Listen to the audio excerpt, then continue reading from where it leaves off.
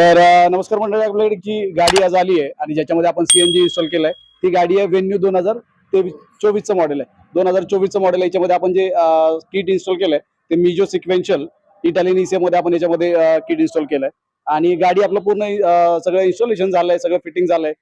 गाडीचे ओनर आपल्या बरोबर आहेत, सर जे आहेत आपल्या बरोबर आहेत.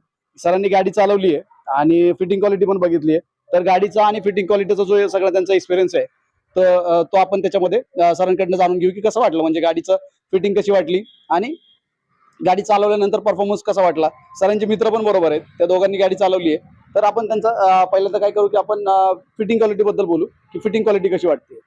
येस, तर मला सांगा फिटिंग क्वालिटी कशी वाटली, म्हणजे बघितल्यानंतर फिटिंग क्वालिटी बघितल्यावर आणि ऍक्च्युअल मध्ये बघितल्यावर काय फरक आहे. YouTube वर तरी म्हणजे पूर्ण कॉम्पोनंट वगैरे दिसत नव्हते, पण इथं आल्यावर प्रॉपर प्रत्येक कॉम्पोनंट एकदम प्रॉपर फिटिंग मध्ये दिसतंय आणि YouTube वर तेवढं बघता येत नाही, नाही प्रॉपर दिसत नाही. दिसतंय तसं आहे का, म्हणजे YouTube वर त्याच्यापेक्षा सुंदर दिसतंय.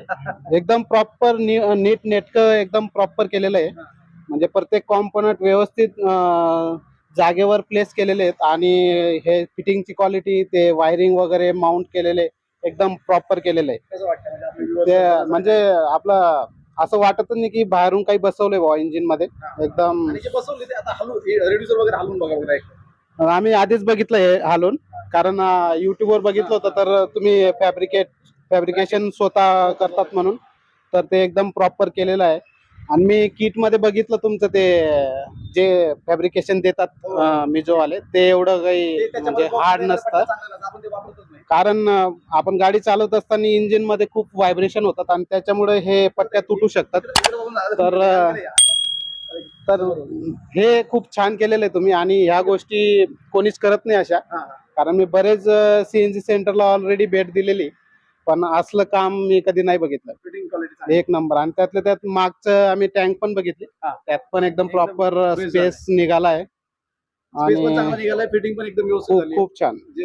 प्रकारे आपण हे सरांचं फिटिंगचं क्वालिटीचा सगळा एक्सपिरियन्स झाला. गाडी चालवली तुम्ही, मला ते सांगा.